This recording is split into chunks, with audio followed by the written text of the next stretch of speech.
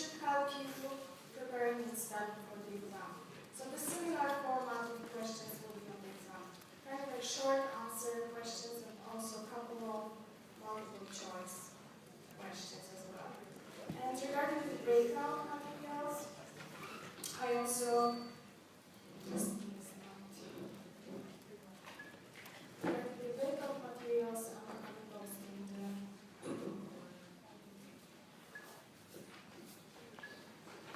the breakouts as well on the ELC and on the exam.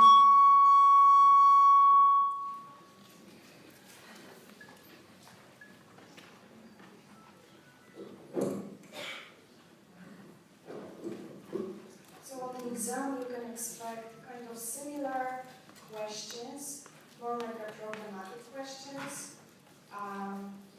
And there will be just a few of them, maybe one or two, kind of similar questions as we go over during the breakouts.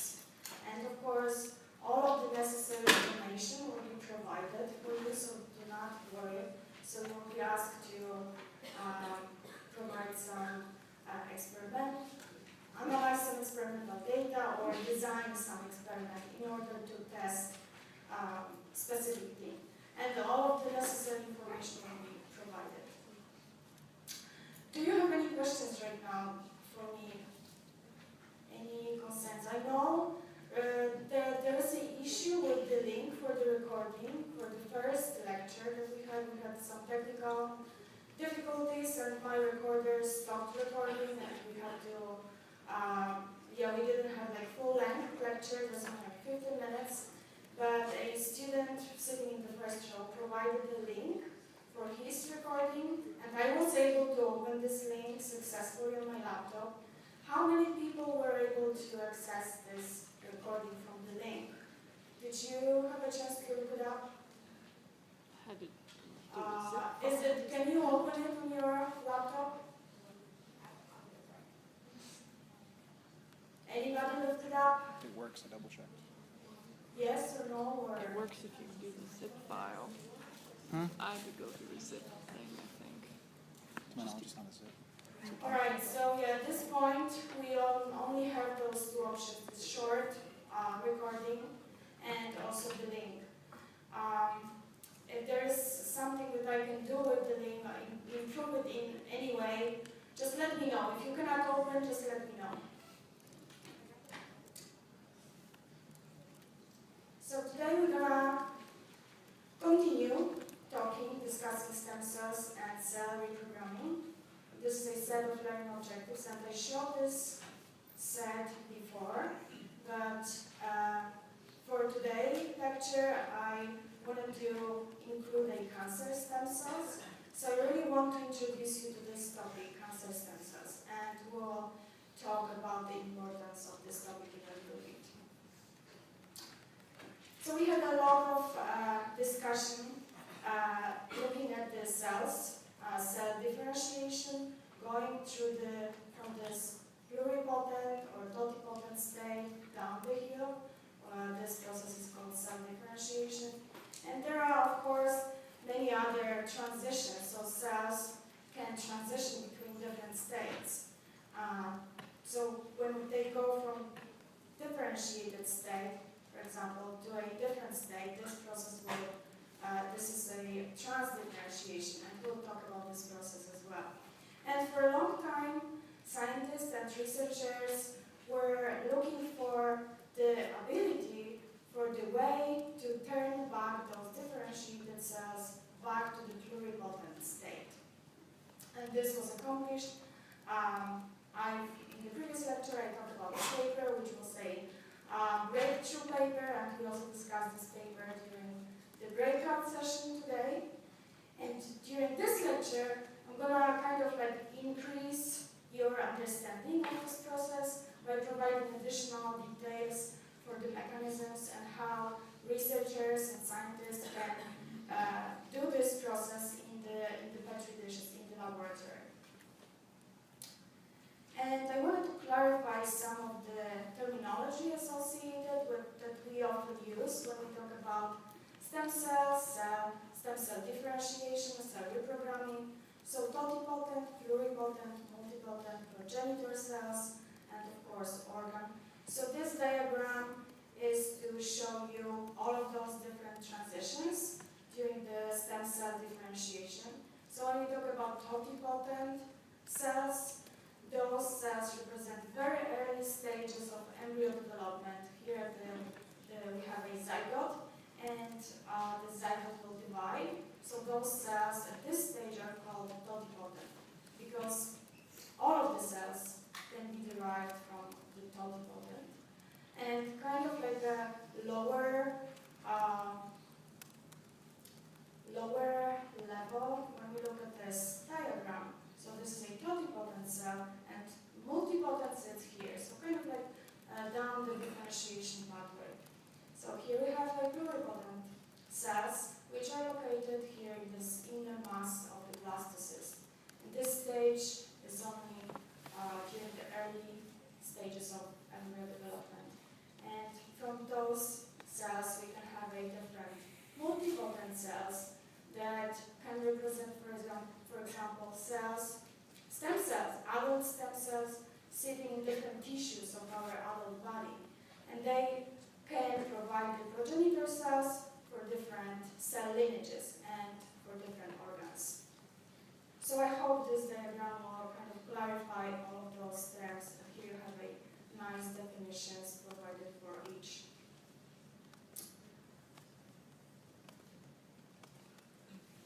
So when we talk about cell differentiation, what are the mechanisms? What are the molecular mechanisms pulling the cells down the hill and causing cell differentiation? And I think I've mentioned this in the previous lecture, that we can distinguish a couple of very important factors.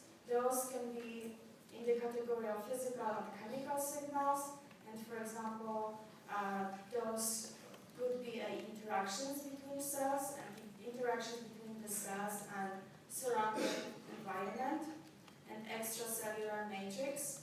And of course, the chemistry of the tissue context. Of course, within the tissue context, we have different chemicals, different composition of growth factors, hormones, and also metabolites, such as retinoic acid, and many, many, many more different factors that can precisely regulate the differentiation process. And of course, today in the breakout, we were talking about fibroblasts. Fibroblasts were chosen by this group to identify factors necessary and sufficient for cell reprogramming, for turning back the differentiated cell back to the pluripotent. And the question was, why fibroblasts? And of course, a lot of you had a very good idea why fibroblasts. And of course, those are our adult tissue stem cells, or adult multipotent stem cells. So they are not pluripotent. So they sit in the connective tissues of our bodies, and they have ability to proliferate and migrate, and they play important role in tissue injury.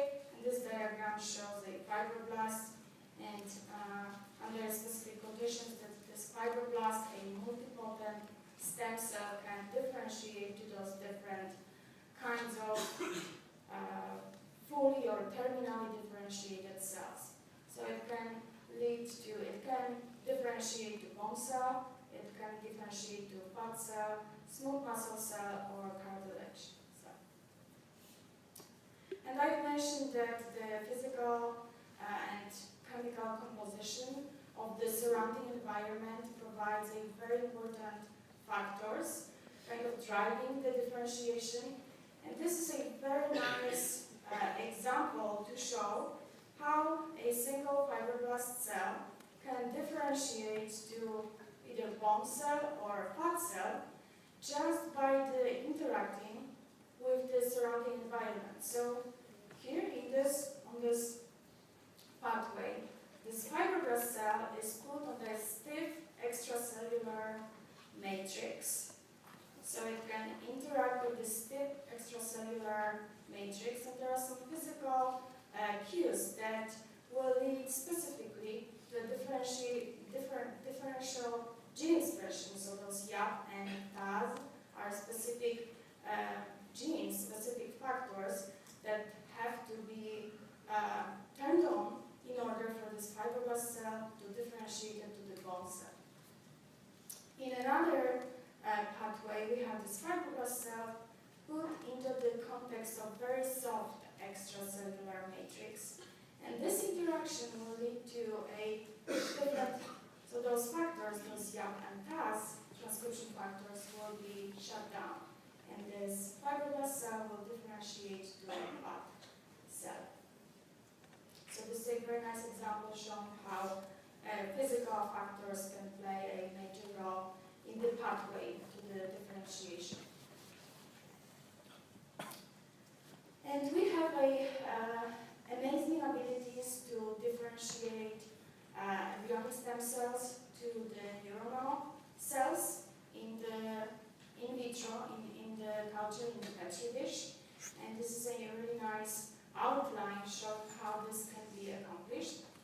And this process is very important because if we can generate fully functional neuronal cells in the laboratory, we can then take those cells and try to understand different neurodegenerative diseases, for example. So there could be a variety of different applications for those neuronal cells. So how it happens in the laboratory? So we start from the embryonic cells and we culture them. So this first panel shows a neurospheres. So they clump together, they form this very simple congregates of cells, and they are grown on the special media. And then what's going to happen when in the next step we have to replace the media, and those cells will start changing. So they will change in the morphology, and they will start acquiring some features that are specific for the neuronal cell. But at this stage, this is a stage of neural stem cells. So this stage represents a progenitor stage for the neuronal cells. So they are neural stem cells. So they are kind of like a primitive neurons. And then in the final step, there is a switch to medium 3, and all of those media, medium 1, 2, and 3, they have a strict composition of specific factors, growth factors, and chemicals. And the change from one medium to another is helping and controlling the differentiation process. So here, after change of the medium 2 to medium 3, those neural stem cells will differentiate to a neurons, shown here in red. So those red labeled cells are neurons. And of course, neurons are associated with the glial cells, shown here in green. So there are lots of glial cells. Those glial cells are supposed to provide protection for the neuronal cells. And so, what induces the differentiation of neurons in the cell culture? Is there a specific, magic compound that is able to drive this process? And of course there is. Scientists identified retinoic acid. This is a metabolite of vitamin A. So this compound, when it's added to the stem cell aggregate, so when it's added to the clump of stem cells, it's able to induce differentiation of those cells to the neuronal cells.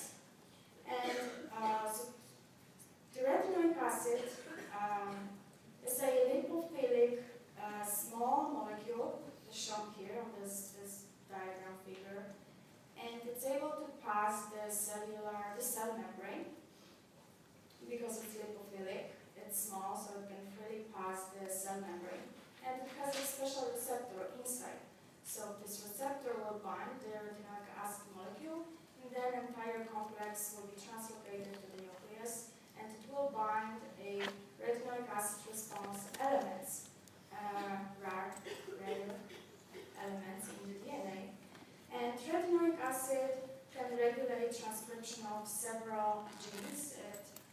with structural genes, oncogenes, transcription factors, cytokines, and all of those genes are necessary in order to differentiate the stem cells to the neuronal cells.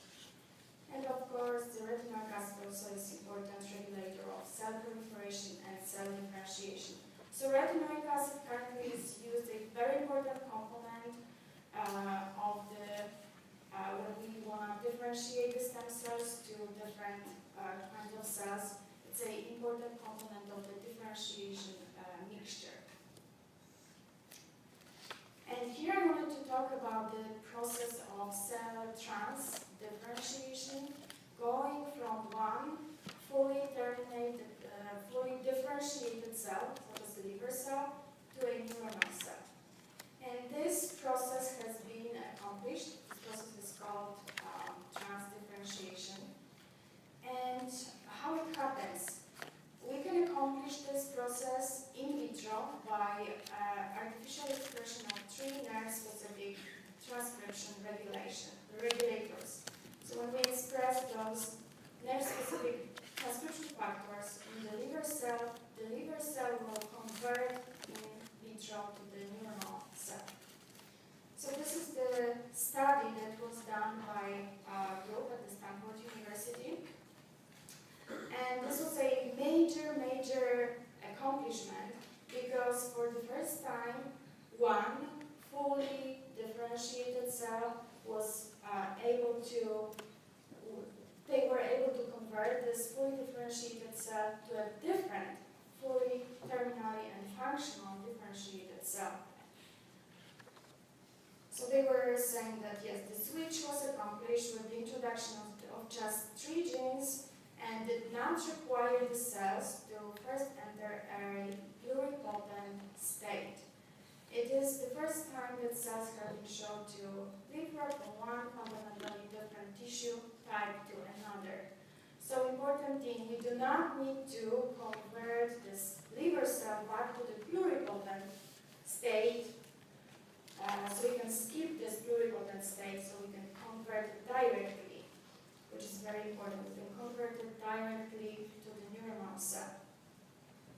And of course they claim that those cells, so what happened in those liver cells, they simultaneously were able to silence a liver gene-specific expression profile and kind of acquire a neuronal specific expression profile.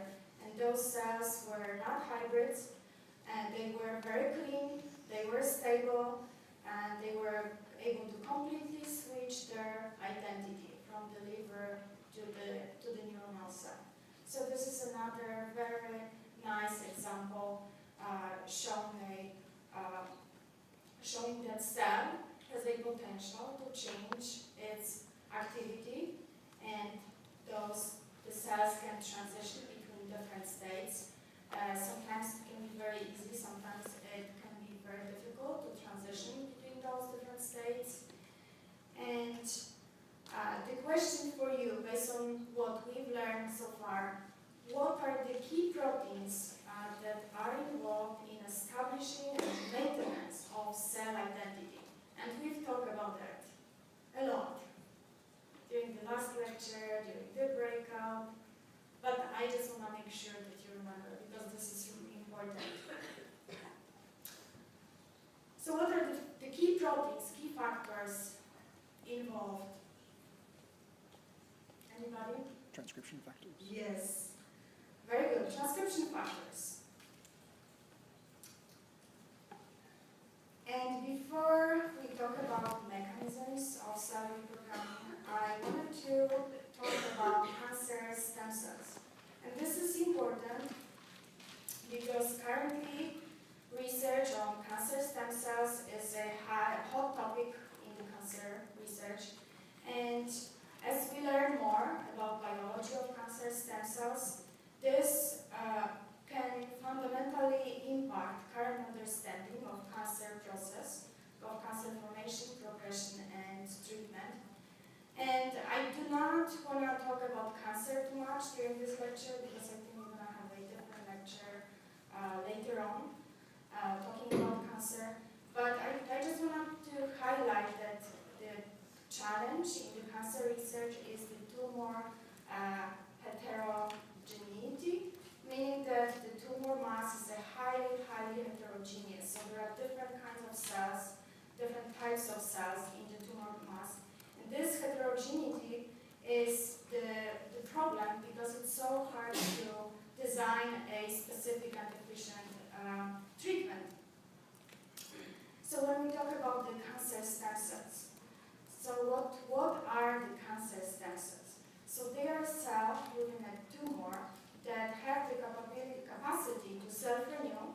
So like we were talking about the stem cells, they can self-renew, and they can cause the heterogeneous lineages of cancer cells within the tumor.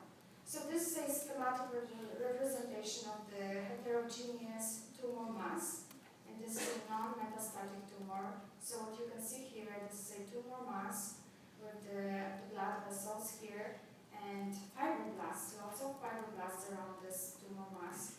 And those pale pink color cells, very abundant here, are differentiated cancer cells. And there are also macrophages and some variety of different cells. And also you can see a population of those green cells, and those are cancer stem cells. And as the tumor grows, they can proliferate, they can get into the bloodstream, and they can lead to a spreading of the tumor cells throughout the system. So I wanted to highlight some of the characteristics associated with those cancer stem cells. So they have, they are a very minor population in the tumor mass, 0.1 to a few percent, very small fraction. They have self-renewing capabilities and infinite proliferative potential. So those are very specific features that we talk about when we talk about stem cells. They lead to resistance to drugs and radiation, which are the common treatments in cancer. And they are highly tumorigenic, so they can give rise to tumor when they are translated, for example, to mouse models. So when researchers can take the cancer stem cells from human tumors, and they can inject them to mouse, and those cells will lead to a tumor formation in the mouse models. And cancer stem cells are associated with metastasis and cancer relapse. So current focus is on the cancer stem cells. We try to understand more about those cancer stem cells, and in order to design specific treatment strategies, because most of the treatment right now is targeting the cancer cells, not cancer stem cells.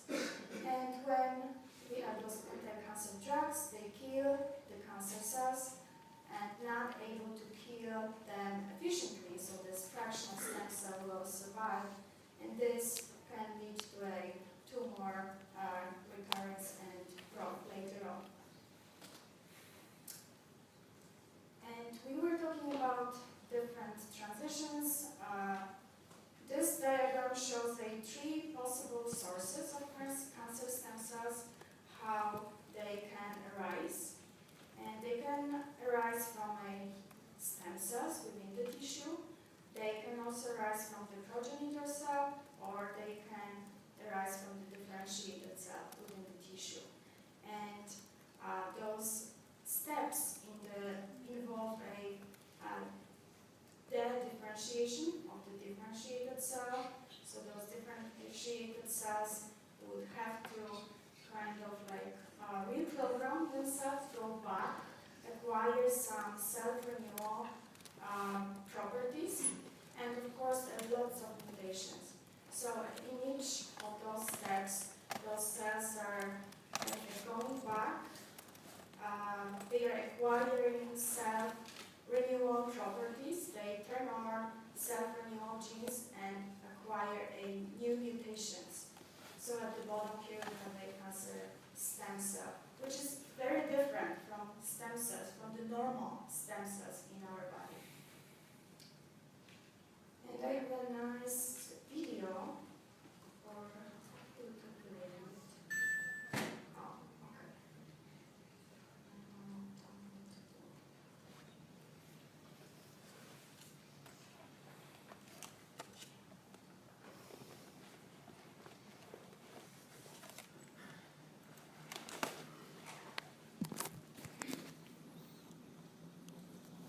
Oh no, I cannot play it. Oh, you're on airplane Don't mode? have internet access. It's okay. You're in airplane mode? Yeah. Yes, I'm trying to change that. But it doesn't work. Okay, let's see. Move down. Okay, it's working. Thank you. Is it? Still on airplane mode. Oh, you can still connect to Wi-Fi.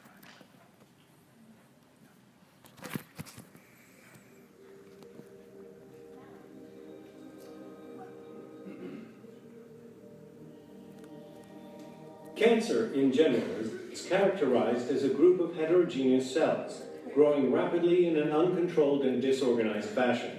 During the multi-step process of tumorigenesis, the tumor increases in size to produce a large mass.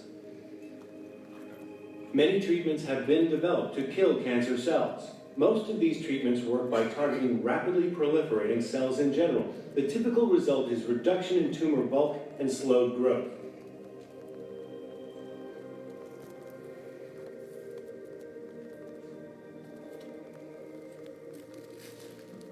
In spite of the recent advances in chemotherapy, recurrence and metastasis remain challenges in clinical practice. Emerging preclinical evidence suggests that there are subpopulations of cancer cells which do not proliferate rapidly, but are nonetheless responsible for tumor recurrence and metastasis, and are resistant to standard treatments. These relatively quiescent cells are called cancer stem cells.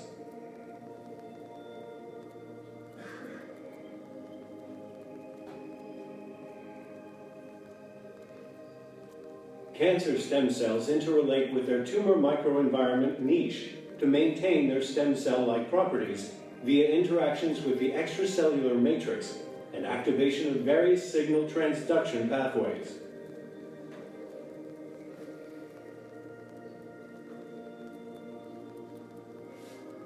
These cancer stem cells have the capability of self-renewal and give rise to a variety of proliferating and differentiated cells that comprise the majority of the tumor bulk.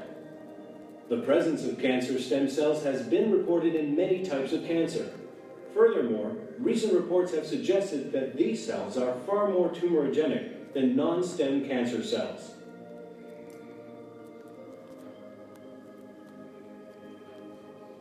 Activation of these cell signaling pathways can promote epithelial mesenchymal transition, which enables cancer cells to become mobile and intravasate into lymphatic and blood vessels. The cells are then transported via the general circulation to distant organ sites as seeds of metastasis.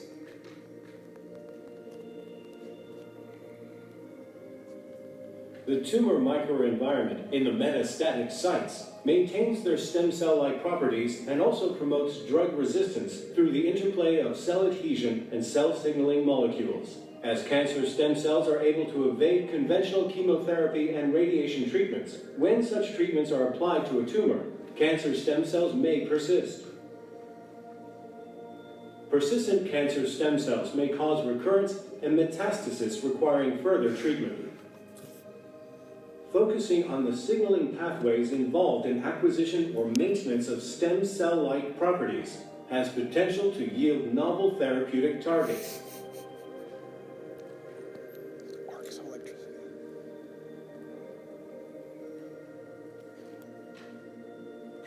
Current research suggests that targeting the properties of cancer stem cells or their tumor microenvironment might be an effective new way to treat cancer. Therapies that target cancer stem cells might have the potential to overcome treatment resistance, to reduce metastasis and tumor recurrence, and to potentially improve clinical outcomes for patients with cancer.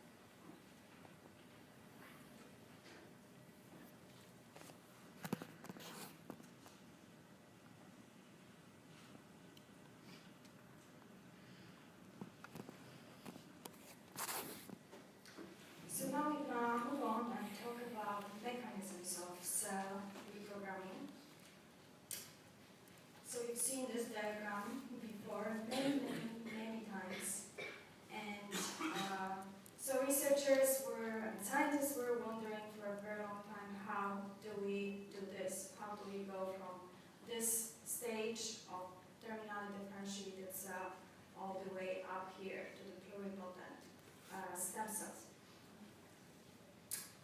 And we started talking about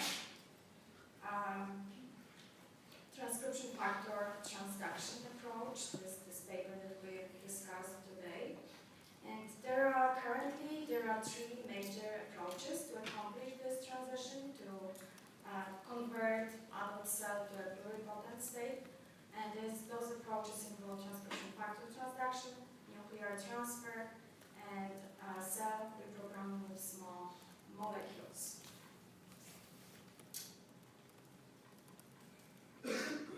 So first of all, before this major breakthrough happened, researchers knew that stem cells are stem cells and are able to maintain their identity because they express a stem cell specific proteins. And they have specific transcription factors that define their identity. And they also have they also express a high level of active telomerase, allowing them to escape senescence and continue dividing indefinitely. So stem cells have specific pattern of gene expression. We'll talk about that. And for example, there's one particular factor, a transcription factor called OCT4. And this factor is exclusively expressed in the embryonic stem cells.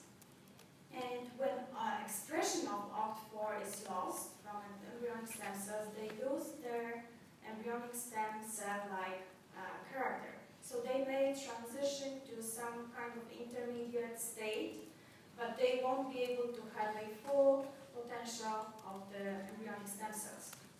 So again, transcription factors, in this case OCT4, is critically important to maintain identity of the stem cells.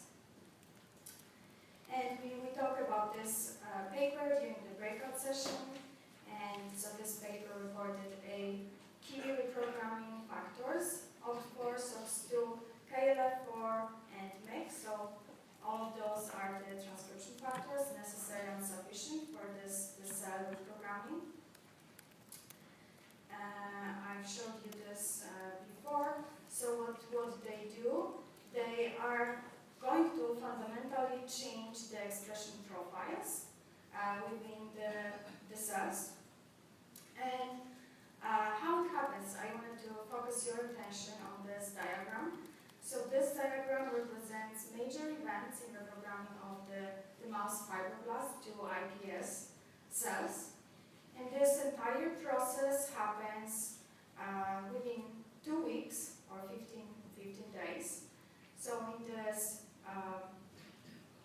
the day 0, we have a differentiated mouse fibroblast, and they are transfected with those OSKM factors. So those factors are transfected by the viruses to those cells. And what's happening in those cells, the transcription factors will be expressed, highly expressed. So this is a first transcription wave. And what's going to happen over time, some fraction of those cells will start losing the fibroblast-specific marker proteins when those transcription factors are overexpressed in the fibroblast. They will start losing fibroblast identity, and then later on they will start acquiring embryonic marker proteins. So they will start acquiring proteins that are normally expressed in the embryonic stem cells. And what you can see here, and this is very important, majority of cells, like 99% of the cells, will transition to some form, but not completely. So it will be reprogrammed to some kind of intermediate state, but not completely. And only fraction of cells, less than 1% of the cells, will become iPS cells. And what needs to happen in those cells, so those cells that will become successfully iPS cells, they have to activate demonstrate their endogenous OCT4 and those other transcription factors. So those here, this very first day, we provide the factors for the reprogramming, but they are exogenous. So they are transfected and overexpressed, and overexpression of those factors will lead or induce the expression of their endogenous factors. So here we have an endogenous OCT4 gene switched on in only very tiny fraction of those cells. And when we look at the chromatin level, there will be a profound changes in the chromatin structure and organization, and all of the epigenetic information will be reorganized and changed during this process. So we'll see a new histone modifications and different epigenetic states in chromatin forming during this process, and new DNA methylation patterns will be established as well.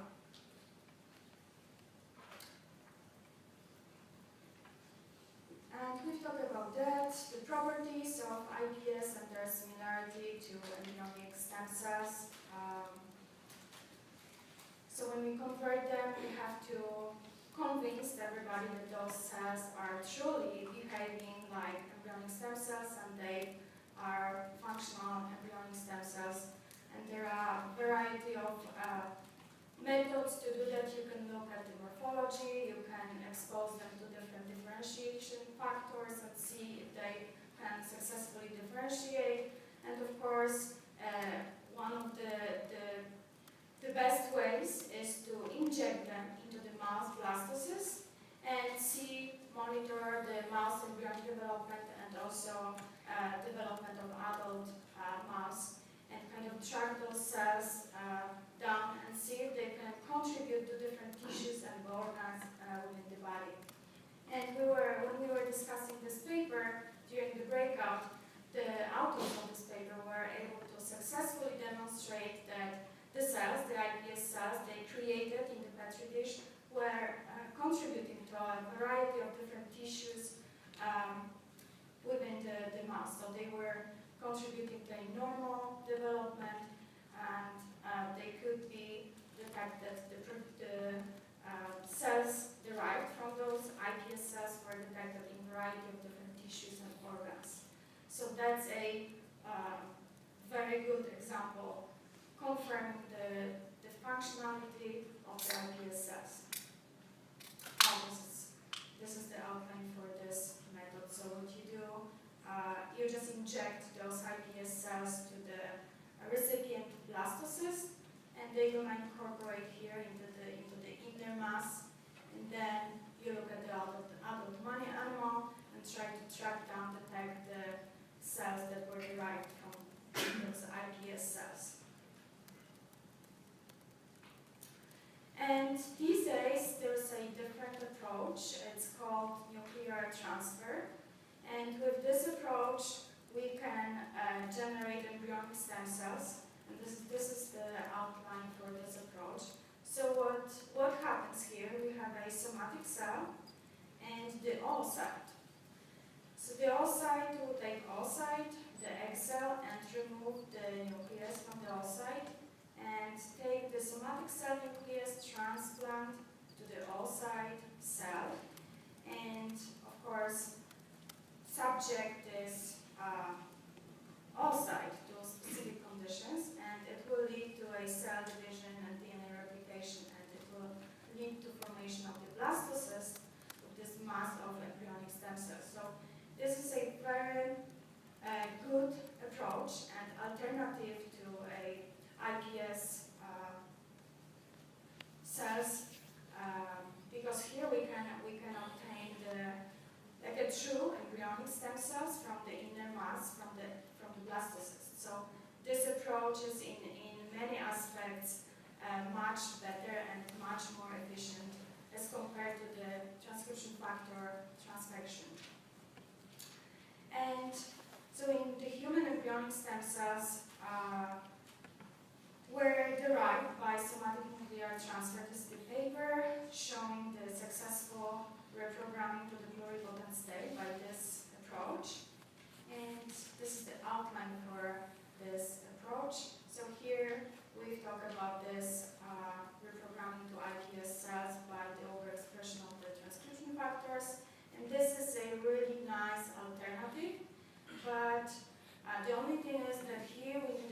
donor of the egg cells. So female will contribute or donate the egg cells for this procedure. And here we have a patient. We'll take the fibroblasts from the patient and take the egg cell from the donor. And at this early stages, so all this happens on the petri dish in the laboratory. And at this early stages, the spindle from the egg cell has to be removed. And the researchers found that when they do this, just the removal of the spindle from the egg cell, this highly increases efficiency of the entire process. So again, this approach, and I will highlight that this approach is much more efficient as compared to reprogramming to ideas using this approach. So later on, at this stage, there's a fusion of the fibroblast cell with the egg cell. And of course, you can see here different treatments and modifications. This is electric shock. And here at the top, you can see a treatment with the 1.25 millimole caffeine. So researchers found that adding caffeine or treating the egg cells with caffeine increases efficiency of this entire process. And also we can see that later on treatment with TSA and some additional chemicals facilitates entire process and increases efficiency of the process. So this is really exciting and encouraging, because what could happen in the future, for example, if you find out that you have some problems with your pancreatic cells or hematopoietic cells or cardiomyocytes, hepatocytes or neurons, you could actually go to the clinic and they would take your fibroblasts, which are very easy to collect, and they would perform the somatic cell nuclear transfer. And you could order, for example, to differentiate those cells to the hepatocytes or to the neurons. And you could use those neurons, those could be neurons or hepatocytes, those could be transplanted in order to repair the damaged tissues or in order to treat some specific diseases. Sorry.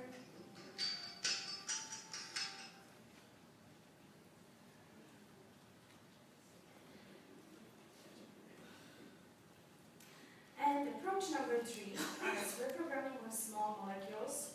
So this is a very exciting and new novel approach where you can use small molecules. So you don't have to transfect anything. You don't necessarily need to have an egg donor for the reprogramming process. You can just take adult cell and treat it chemically with a specific composition of small molecules. And what small molecules are going to do, they're going to modulate a signaling pathways in the way, very specific way, that it will convert the adult cell back to the pluribody. So this is quite a new approach, and there's still a lot of research that has to be done in order for this approach to be validated. But this is very exciting because we could do it in a very easy way. And just to show you the idea of this approach, so all of those red numbers and letters here stand for a small molecules, so they can.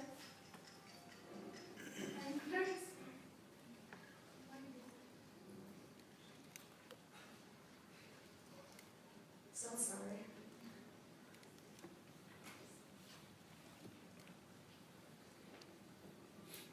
So you can see those small molecules can target a variety of different proteins in the cytoplasm. They can modulate those signal transduction pathways, and they can also act on the chromatin state. So if we know the magic composition, magic mixture of those small molecules, we can efficiently reprogram adult cells to pluripotent stem cell. And we were talking about chromatin a lot. And cell reprogramming involves a global changes in chromatin organization.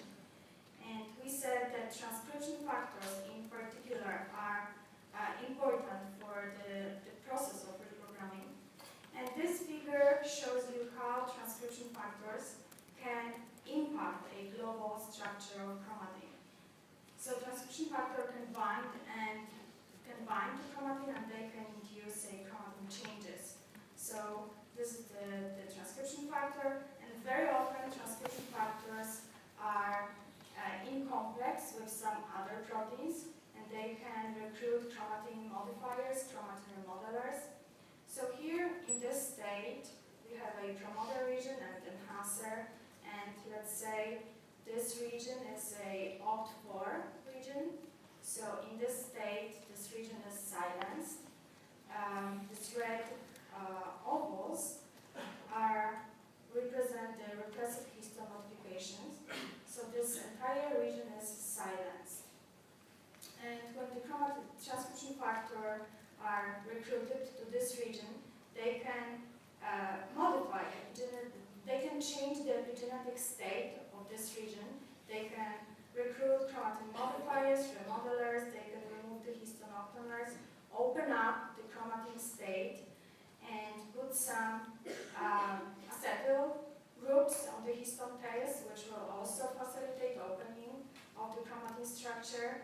So at this stage, this promoter will be accessible for DNA replication machinery, and also enhancer can be accessible. So at this stage, the chromatin is open, and this can allow for the opt4 gene expression.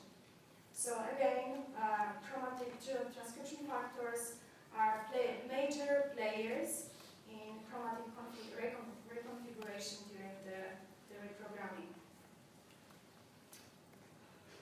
So they can change the chromatin state from a more resistant state to a permissive state that will allow expression of the specific genes. And we started talking a little bit about ideas, what could we do to enhance reprogramming efficiency. And again, going back to the chromatin structure. And this figure really shows you all of the factors that could improve efficiency of the reprogramming. This is taken from your textbook.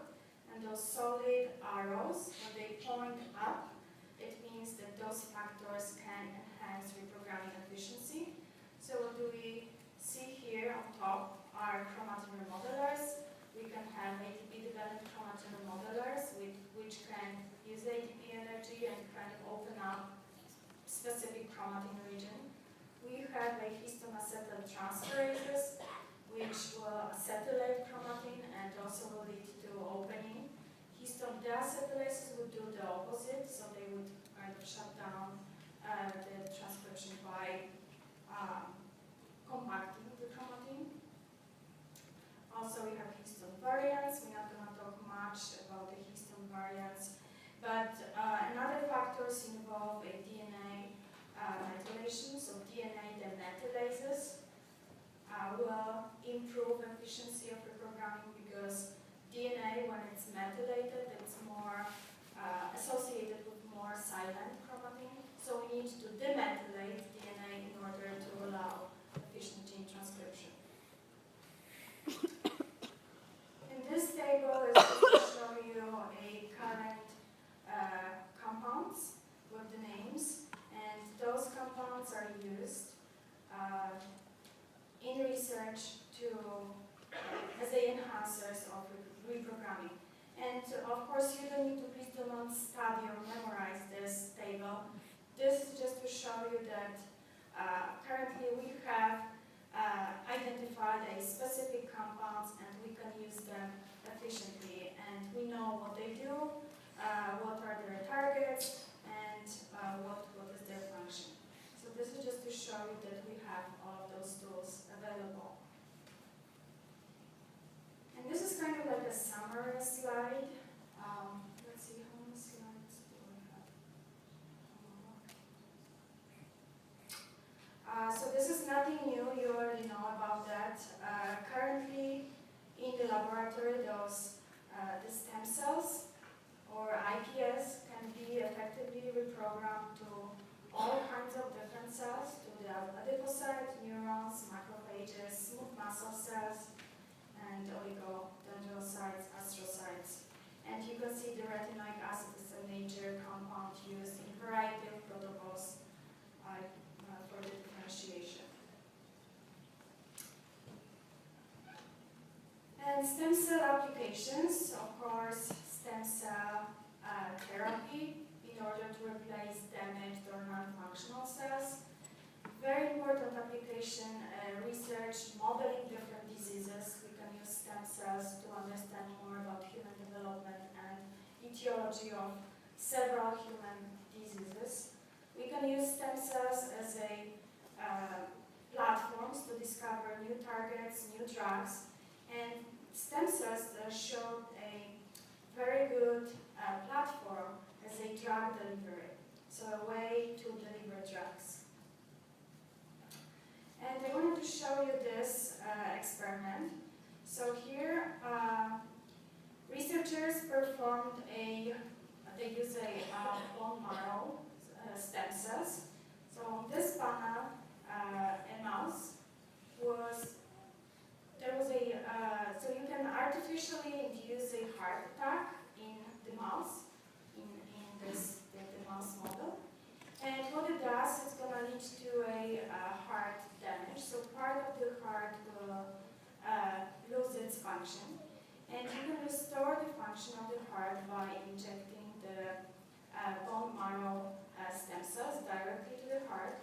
So the researchers inject those adult stem cells to the heart tissue, and those adult stem cells will be able to repair this damaged portion of the heart.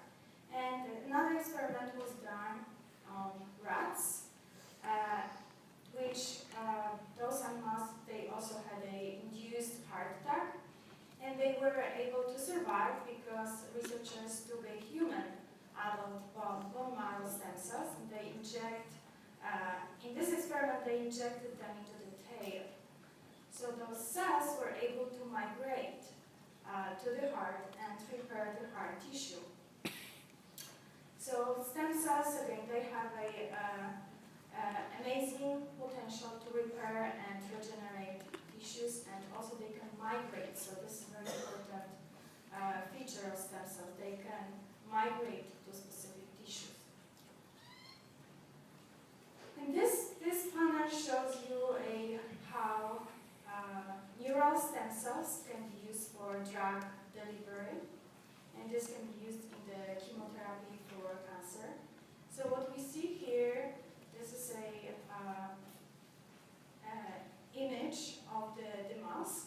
So this is a region of the mouse brain, and the top panel shows a healthy, normal mouse, and the bottom panel shows a mouse with the brain tumor. And what scientists did, they injected the neural stem cells to the brain in the healthy mouse and in the mouse with the tumor. And they kind of monitor the migration of those cells over time, over 2 weeks. And what they found that neural stem cells were able to specifically migrate to the tumor location in the brain, which was quite interesting and remarkable. And based on these properties, we can design a very effective strategy for treating cancer. So this diagram shows you how this could be accomplished. So if we know that neuronal stem cells can migrate directly to the tumor, we can take advantage of this process and design less, very specific cancer treatment. And this figure shows the major steps in this process. So here we have a mouse model, and we'll take the tumor cells, inject it to the tail, so they would go and localize in different tissues and organs and would create tumors. And then what we will do, we will take the neural stem cells and we would genetically engineer them. So we would put a enzyme, we would put a specific enzyme into those cells so that they would have the ability to express an enzyme that would convert the non-toxic drug to a toxic drug. So this is important here. So having those cells injected into the mouse with the tumor, they would migrate to the tumor, bind, so they would go directly to the And at this stage, we would give this mouse a non-toxic drug to drink. So the drug is non-toxic, and the mouse can drink it and be fine. So systemically, this drug is not toxic. But what's going to happen at the tumor sites? The enzyme expressed by the neural stem cells will convert the toxic drug, non-toxic drug, to the toxic drug. So only at the specific places within the tumor. And with this approach, we can get a very specific treatment that is not toxic systemically. So this is kind of to avoid a toxicity of the chemotherapy. Chemotherapy is not very specific, so it kills, it's very toxic to all of the cells in the body. So this is another very exciting opportunity to use a stem cells for drug delivery. And I wanted to show you this. This is just a summary of potential uses of stem cells. Virtually any disease, human disease, could be potentially treated with the stem cells, from the baldness, blindness, to the muscular dystrophy, diabetes, cancer, neurodegeneration, spinal cord injury, and so on. We have a few minutes. I really wanted to show you this another video, which I really like. And for those of you who slept, who were bored, who didn't get it, I hope this will help you. Let's see. It's very fun. I like this video a lot. It's very fun.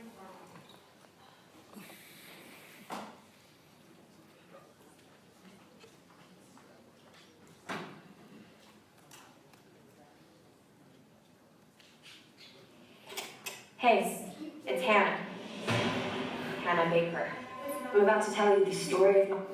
Okay, so you're reading the newspaper, you're watching the news, and they're talking about some new medical technology, some breakthrough treating congestive heart failure, regrowing muscle tissues in wounded soldiers. I bet you that story is going to mention that this new type of therapy uses stem cells. And I bet you, like most people, are going to listen along and be like, yeah, oh, yeah, oh, yeah. Without actually knowing what stem cells are, because who has time to know what stem cells are? Today, we're making time. You got lots of different types of cells in your body. You got muscle cells and skin cells and liver cells and brain cells, and most of these cells have to be replaced every once in a while. Your taste buds, for instance, are replaced every 10 days or so. Skin cells are replaced every couple of weeks, and liver cells turn over every 300 to 500 days. The cells that are doing the replacing of the old cells and the repairing of the damaged tissues are adult stem cells, also called somatic stem cells. The different sorts of cells, skin cells, liver cells, retina cells, muscle cells, intestine cells, they all have very specific jobs, and they're built in very specific ways to do those jobs. Different shapes, sizes, contents. You can't just stick a muscle cell into a damaged liver and expect it to start breaking down your alcohol for you. Somatic stem cells, on the other hand, haven't decided what the heck they're going to be. They're undifferentiated. They haven't specialized yet, like a college freshman. Or, let's face it, a recent college graduate. They have no idea what they're going to do with their lives. So just like there are different types of college graduates, there are different types of adult stem cells. Some can become more different kinds of things than others. Pluripotent stem cells can become many different types of cells all over the body. However, they're really hard to track down because there are so few of them in each organ or tissue.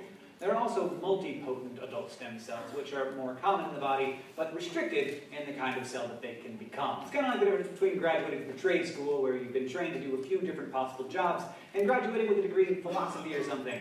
Equally unprepared for all jobs. But yeah, stick a pluripotent cell in a damaged liver, and it just happily becomes a liver cell. Pretty cool. But there are some even better types of stem cells to be had, embryonic stem cells, which are also pluripotent. These are the cells inside a human embryo when it's a blastocyst. Basically just a tiny nugget of human cells 4 or 5 days old, which is destroyed in the process of removing the stem cells from inside it.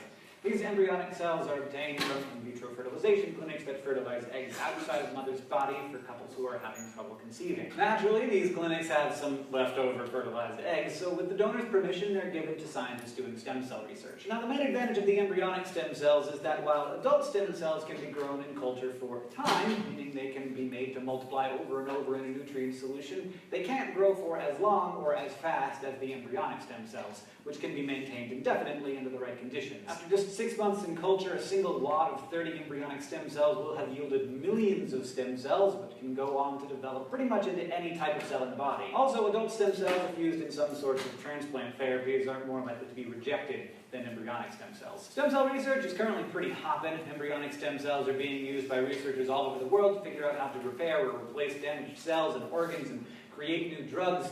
But regulations have taken their toll. There are only about 35 stem cell lines or families of identical pluripotent stem cells that are available for federally funded research in America, whereas Europe has a couple thousand. So there, now you'll never have to your way through another news report about stem cells again. Thanks for watching this episode of SciShow. If you have any questions, comments, or suggestions, you can find us on Facebook and Twitter, or of course down in the comments below. If you have any questions regarding the stem cells, feel free to contact me or ask me home. We are happy to